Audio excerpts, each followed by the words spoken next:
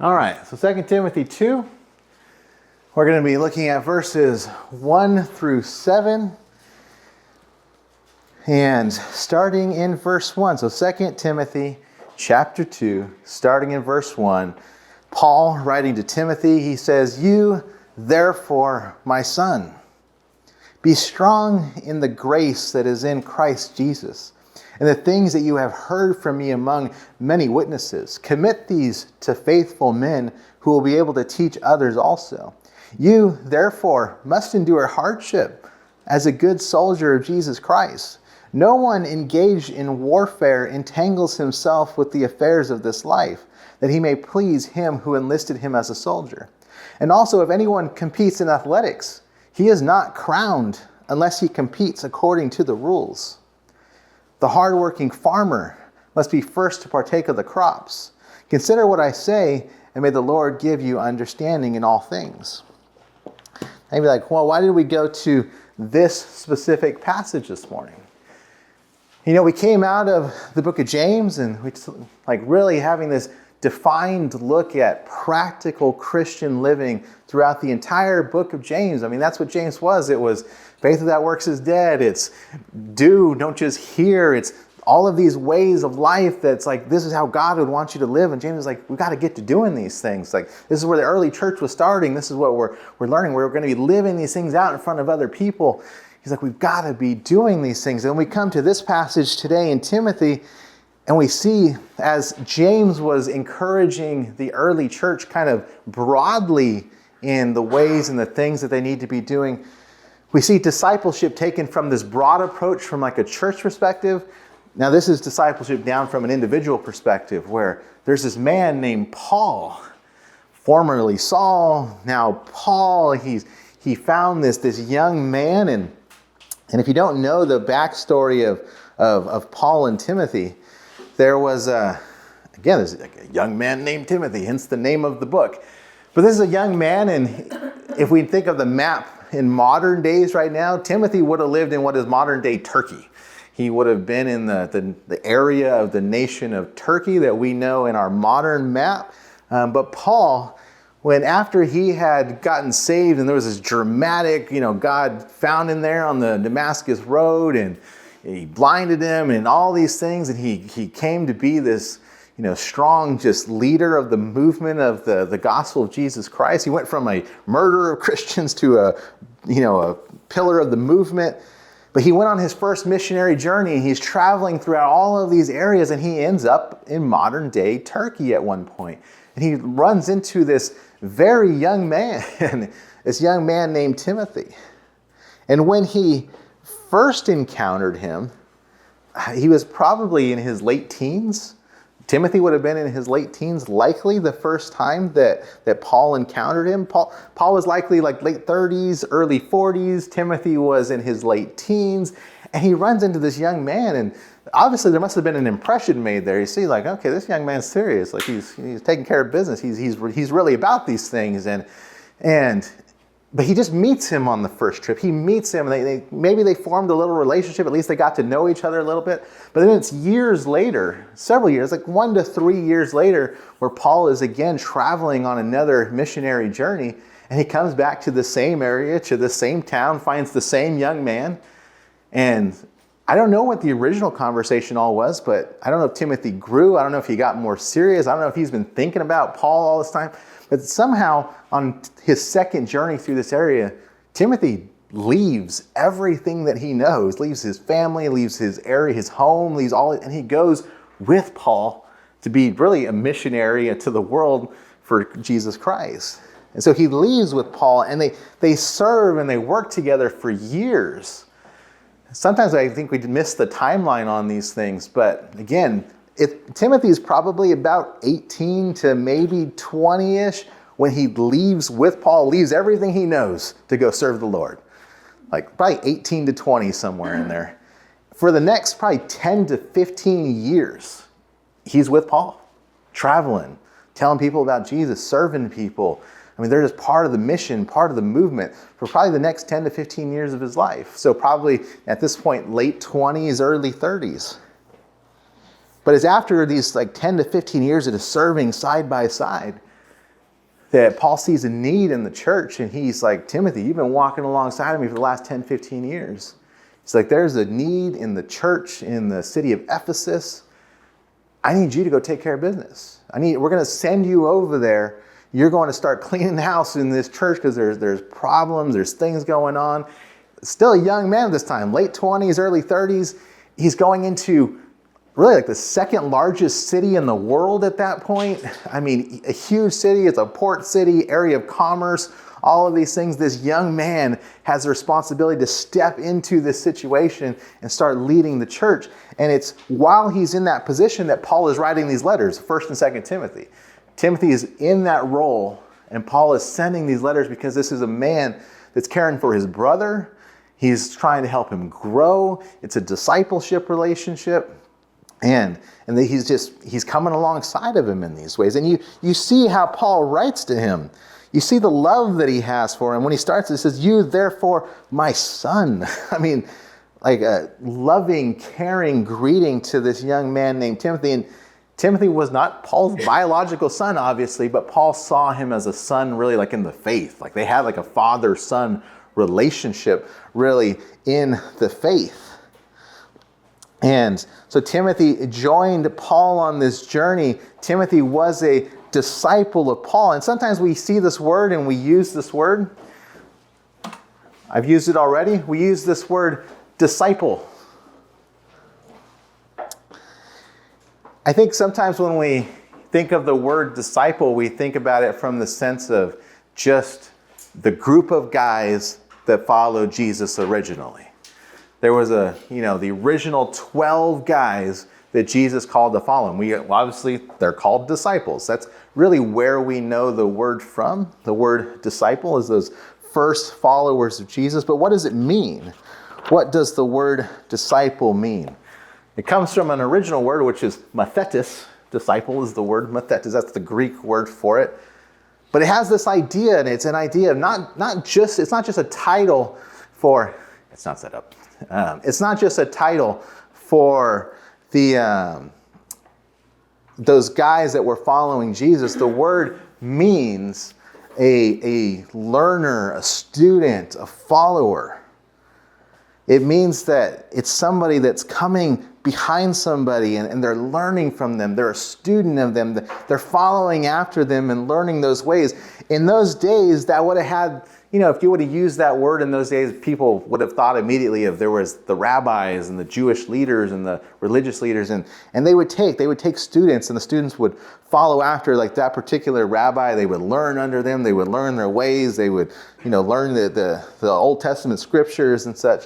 And that's where they would use that word. But when we talk about disciple now, when we use the word disciple, I mean, it is very much like that first usage of those guys following Jesus, that small group of guys following Jesus. But now all of us have that opportunity to follow after Jesus. We're specifically talking about being a disciple of Jesus Christ, not a disciple of me, not a disciple of any other leader. Like we're going to talk about that in a minute, a discipleship relationship, but we are disciples of Jesus Christ. And when we talk about biblical discipleship, that is what Paul is doing for Timothy. When we consider the elements of this relationship, when Paul is instructing this young man, he's instructing him to follow his Savior, to follow Jesus, learn from him, learn his ways, learn all of these things.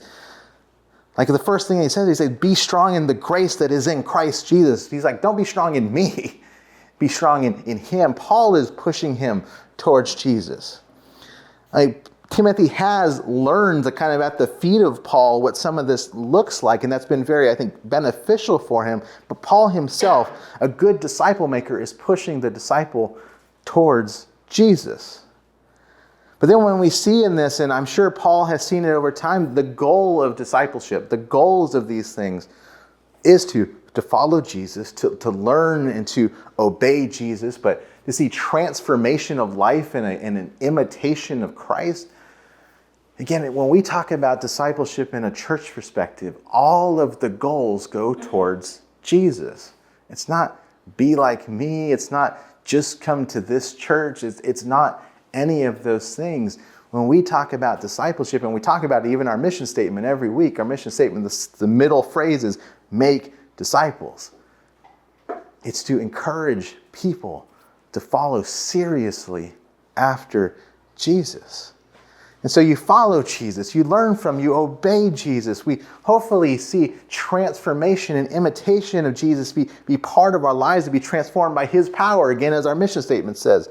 But as being part of being a disciple, we have to also understand that there's commitment and a cost involved.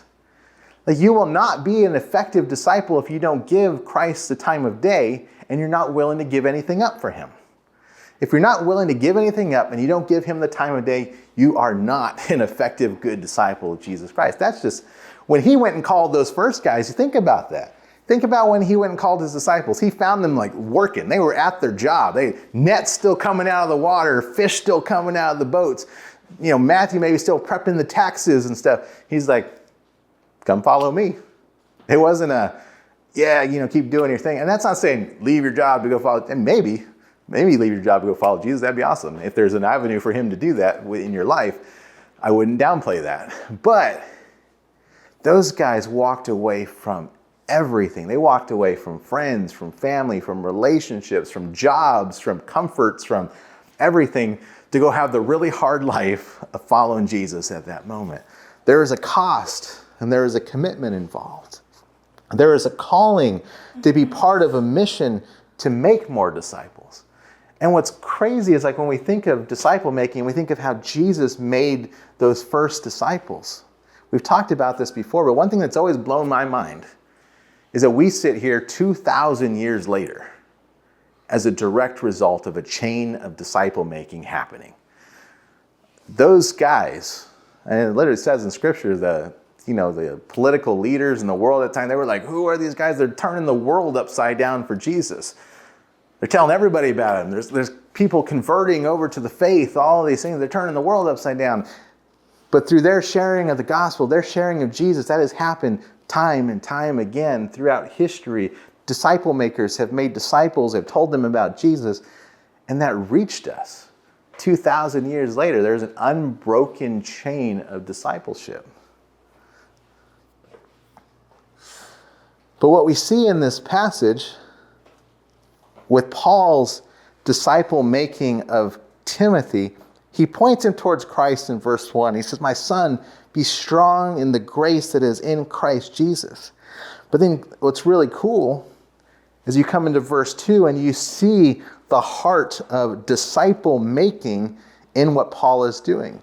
He says, the things that you have heard from me, that's the disciple making relationship that Paul has had with Timothy. He's like, you've heard these things from me. I've taught these things to you. We've been together for the last 10, 15 years. We've talked about some things. You've seen something. We've been fighting for the good fight of Christ. The things that you have heard from me among many witnesses. He then gives instruction to Timothy. He says, now you, not just me to you. It's like, you've been hearing these things from me, but you commit these things also to other faithful men. But he doesn't even end there. But he's like, you better have the same heart too, though, because as I have taught you these things and I'm disciple making you, and now I'm telling you to make disciple makers, he says, you teach these guys to be ready to teach other people too. This one verse shows 4 generations of Christian discipleship. It shows Paul ministering to Timothy, telling Timothy to minister to others, and telling him to minister to those others to prepare them to minister to others. There's 4 generations happening here.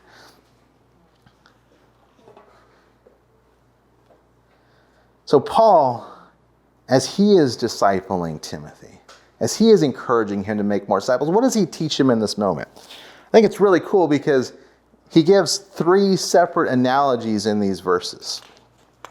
But I think this happens every time we see one of these analogies pop up. Before Paul even starts talking about the analogies in these verses, he's going to talk about the analogy starting in verse 4. But he always throws out the caveat first. He's like, make disciples. So he's like, look at Jesus, make disciples. And then verse 3, there's always that forewarning. He says, you therefore must endure hardship as a good soldier of Jesus Christ. There's always a warning at the beginning. It's like, this isn't going to be easy. But let me tell you what's coming after that. But he has these three analogies. He starts off by saying it's not going to be easy, and he connects the first analogy to that. You therefore must endure hardship as a good soldier of Jesus Christ. But the first analogy there in verse 4 is the analogy of the soldier. In verse 4 it says, no one engaged in warfare entangles himself with the affairs of this life, that he may please him who enlisted him as a soldier. And you think about that. You think of this analogy, the analogy of the soldier. I mean, there's wars being waged right now in the world. And, I mean, you think of the people that are on the front lines of that thing. I mean, terrible situations. But you think about somebody in a situation like that where they're fighting for their life, they're fighting for their country, they're fighting for all of these things. The point that Paul is making is you need to be focused on the task at hand. If you're fighting for your life, if you're fighting for this greater cause than just you, if you're distracted by all of these other things, one, you're probably going to die. But two, you're also not going to be part of winning this battle. Like, if you're just distracted away from what's going on, you're not going to be part of winning this, and you're likely going to lose your life. The point that Paul is making in the analogy of the soldier is don't get distracted. He says, no one engaged in warfare entangles himself with the affairs of this life. We've talked about this so much through the book of James. When we talk about what it really means to live for Christ, there are so many other things that are trying to get your attention. It's not to say it's all bad, but it's really easy to fill everything with all of the extra rather than to start with everything being Christ and just build on what he wants you to build on. Because again, Scripture is clear. There's a spiritual war going on. We know our cause is Christ. We know where we're supposed to stand.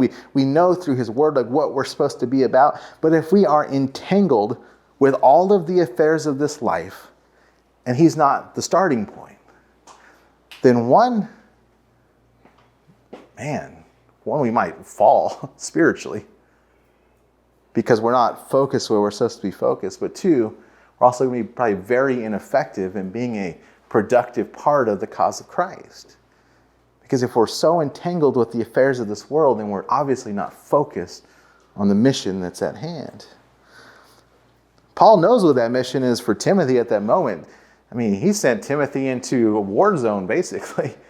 There was people teaching false doctrine. There was problems in the church. There were people that, Paul was telling Timothy, you need to get rid of these people. You don't need to listen to these people. These people are teaching heresy.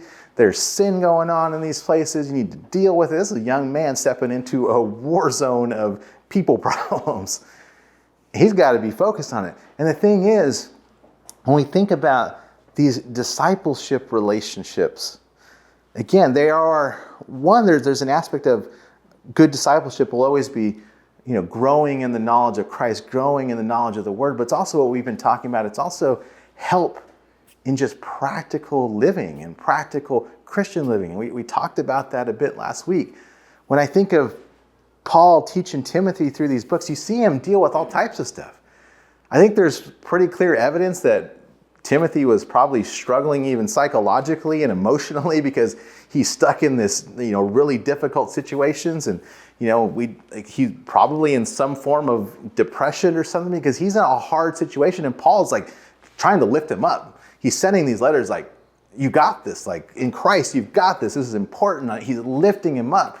You see him deal with health problems. He's there's a point where he's saying, Timothy, I know you got stomach problems and such, and maybe start dealing with it. He starts dealing with those things. You see him, deal with his understanding of the word, dealing with leadership, dealing with all of these things. He's dealing with all these practical situations in Timothy's life. He deals with money. When he wrote to Timothy, Timothy is where we find the love of money is the root of all evil. Paul was dealing with Timothy's finances at the same time. He was dealing with all of these practical things as he's writing to the young man, trying to help him, trying to lift him up, trying to get him to a better place for the glory of God. All of these practical things. He's like, Timothy, don't get distracted by all this stuff. He's like, your health problems could be a distraction. Money could be a distraction. These people problems could be a distraction. or we can work on all of these things and you can be focused on the mission that's at hand. The reality is, we talked about hardships, distractions, they're inevitable. But Paul says, like the soldier, stay focused. Don't get distracted. Have that perseverance. And he makes a cool statement there. He says, no one engaged in warfare entangles himself with the affairs of this life, that he may please him who enlisted him as a soldier. That is the God who has called us to be his disciple. We are to not be entangled in the things of this life so that we might please him who called us to be his disciple. But worldly distractions pull us away from our spiritual commitments. So the whole point of the soldier, don't get distracted. But then there's another analogy. It's the analogy of the athlete. The athlete in verse 5, it says, if anyone competes in athletics, he is not crowned unless he competes according to the rules. It's pretty straightforward. Just as an athlete in whatever sport they are in, or you think of even the Olympics. Olympics are coming up here pretty soon, I think. This is an Olympic year, I believe. Yes, this year. But they have to compete according to the rules. Like, there's entire countries that have been barred for years of the Olympics by not following the rules of the game, or, by substance abuse and whatever else. But Paul is saying if anyone competes, he's got to do it according to the rules. For us, like an athlete that must conform to the rules of whatever sport or whatever event that they're in, so the same thing for us. As we are like an athlete, as a disciple of God, we have to compete according to the rules of his playbook, so to speak. It's like we have to live his way. I feel like so many of us perhaps kind of set our own bar of, maybe church attendance, and I'm just generally trying to be a good person. And that's about as far as we set the bar. God's like, I got a whole way of you living your life that's my way, that's glorifying for me, that is how my people are supposed to live in this world. He's like, there's a bar, there is more rules, and it's not a life of rules and regulations. As discipleship, it's growing to know more of how I can live to better please him. It's not, I got to conform to the rules. It's, I can do this, this, and this, and my God's going to be more pleased with that. And one day when I meet him, I'm sure I'm going to be very happy that I made those choices to live in such a way where the authority of the rules is pleased that I live by the rules. There's a verse in 1 Corinthians 9, and I'll just read this one. 1 Corinthians 9:24. It says, do you not know that those who run in a race all run? Like, everybody's running. He says, but one receives the prize. He says, run in such a way that you may obtain it. He's like, everybody's running. One person's going to get the prize. But make sure that when you get there, make sure you're running hard, make sure you're trained, make sure you're prepared, make sure you're in the race, make sure all of these things. But also run in such a way that you're not going to be disqualified. There's so many parts in Scripture that talks about even living our lives in such a way where we can become disqualified by our actions. Maybe we get disqualified in our witness to somebody. I'm trying to be a good witness to somebody for Christ. I'm trying to tell them about Jesus. I'm trying to do all these things.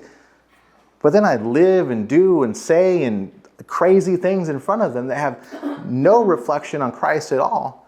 And now I have broken down that witness. Now it's illegitimate. Now I'm disqualified from sharing that person about Jesus. Like, that's a terrible position to be in. And I've seen that happen where, somebody they let people know they're a Christian. That's great. We should. In their workplace, let them know they're Christian. Let them know all these things. But then they see them out doing something, and they see them say something questionable. They see them do something questionable. And then I've had a secondary conversation. People are like, I thought that they were a Christian. They said they were, but they became disqualified in those people's eyes as a result of not playing by the rules.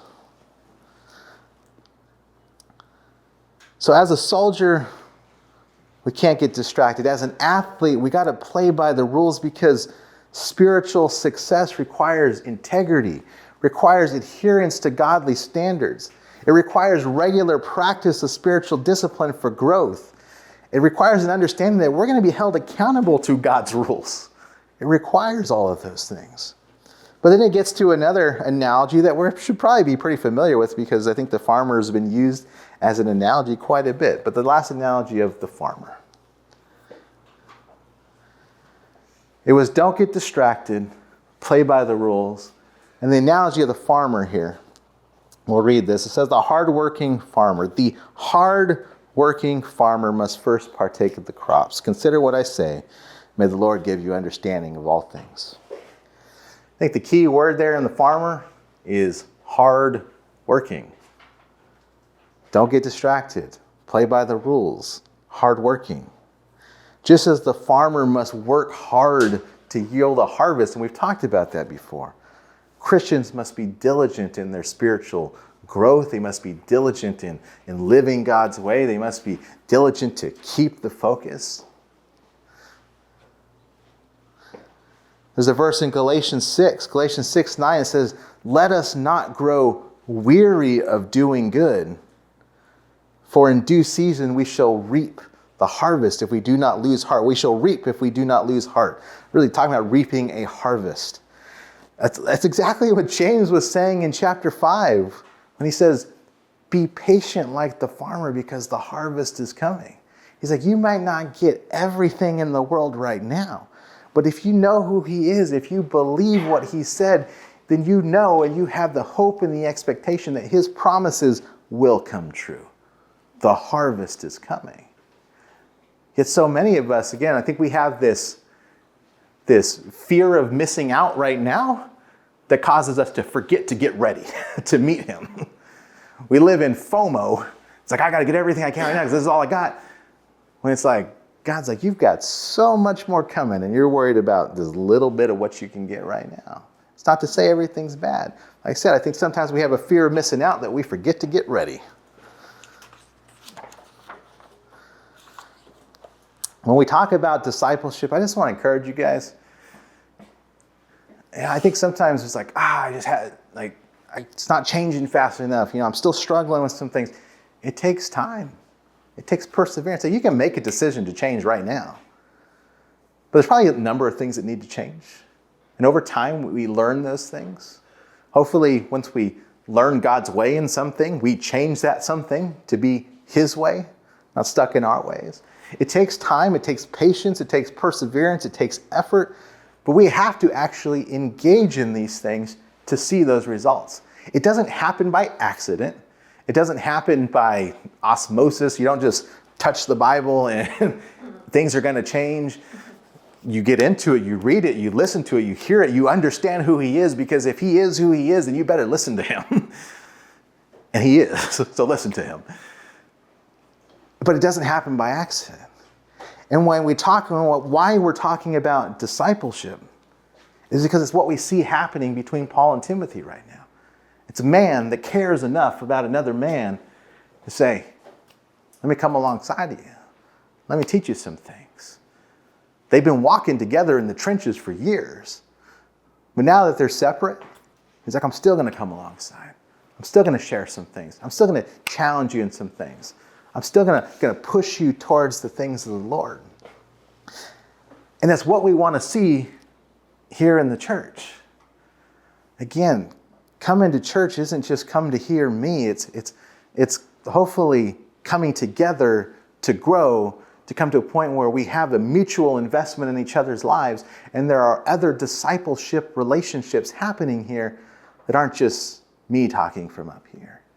Because this only goes so far. But you guys can get into, all of us can get into each other's lives. We can come alongside. We can see more of what's going on. We can challenge things when they're wrong. We can encourage towards better. We can walk one way and say, hey, this is working. God is glorified. Come this way too. Like, we can come alongside each other in those ways. Just like we see Paul coming alongside Timothy. Anywhere that we're at in our life, hopefully we've got someone or people investing into us, while simultaneously we're taking the opportunity to invest into others. Like, ideally, anywhere we're at in life, because even in your spiritual walk or where you're at, you're likely still a few steps further than someone else, and someone's a few steps further than you. So it's learn from each other, grow from each other, grow with each other, walk with each other. Last week we were talking about this because so I'm just going to end here and we get ready to pray. But like I said, I think I told the guys, and I mentioned it last week, we're coming into summer right now. Summer, I know people are still going to get out and do things and such. I don't usually leave the house too much in summer because it's hot. It's hot. But I want to focus this summer just on intentional growth. Because when we come outside at the other side of this summer, I want us as a community to be grown to, further than we are now, but to a point where we want to take more steps. We want to engage more. We want to find our place in the community. How can I help? Or how can we get into the community? How can we do things more than just setting the bar as high as Sunday morning attendance? Like, I want to be there for each other. I want to be encouraging each other to grow. And, so obviously Eileen and I put ourselves out there last week, and I'll put this list back up again, Again, we see Paul helping Timothy with practical things. Again, he was helping him with financial advice. He was helping him with health advice. He was helping him with spiritual growth. He was helping him with all of these things. And so we just put out there this list last week to say, and this isn't a comprehensive list, this isn't everything, but we're saying we're here to have discipleship relationships for growth. That could be Eileen with one of the women, that could be me with one of the guys, it could be us with the couple, it could be anything. But we put some practical things and say, again, for like finances, marriage, dealing with sin, maybe you just have questions you want to learn. Maybe you don't have a relationship with Jesus right now and you just want to sit down and understand what that means. Maybe you have a desire to get involved more. Like I said, all of these things just start with a meeting. Like, let's just sit down and talk about it.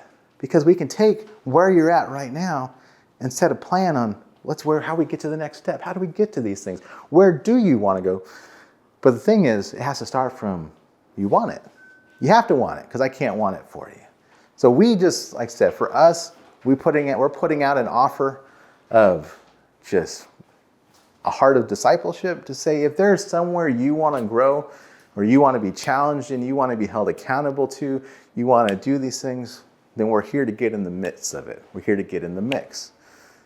Because we want to see you grow. I want to see you grow, and I want to see God more glorified because of it. So like we said, all of these things, these are things maybe we'll start with us, but I hope one day as we grow as a church and we see others and even amongst ourselves, that it becomes not just, an offer from us to helping, it's, wow, I see somebody else pulling somebody alongside and they're helping them out with that. Maybe you grabbed your coworker and said, I want to teach you these things, I want to show you these things, and I want to start raising you up in the Lord. I remember just as young, again, I always reference back because I spent so many years in college ministry, but I remember one of our young guys, he was at work and he worked at a pizza place in La Quinta, and he's like, I've been talking to one of my coworkers about the Lord, and he's like, I was sharing with him, he wanted to know more, and now he has a relationship with Jesus. And he's like, we want to know more. And he's like, he just came to know the Lord a couple of weeks ago, and it's like, we want to grow. And so I offered them, I said, okay, let's sit down. Let's sit down every week. Let's sit down every single week and let's start growing. And we sat down for, I think it was 13, 14 months, something like that, every week with a couple of guys. But you see this young guy, a 27-year-old guy, got his coworker, told him about Jesus, and we want to grow, we want to do something. And they had the heart, they wanted it. And so we sat down, we started growing together. And it's cool now because, they're out other places in the country now, but they're serving the Lord. And they're doing things that matter. And it's like one of these guys, again, he's a 27-year-old guy, and he's leading an entire men's ministry at another church in another state right now. And it's so cool to see what God does. And so for us, I just put that list out there again. There is an offer from us that says, if you want to grow, or if you want to talk, we are here for it. We will make the time, and we would love to do it because we care enough about you to give whatever time it takes to see you grow so that God gets more glory out of your life and out of this church collectively. So I'm going to leave that there with just an encouragement towards discipleship. Again, read. One day we'll probably make it to 1st and 2nd Timothy. But it's just a cool look at the entire books are really just discipleship of a young man who took a huge responsibility. And there's another guy just coming alongside of him, helping him on down the road. And it's really, really cool to see.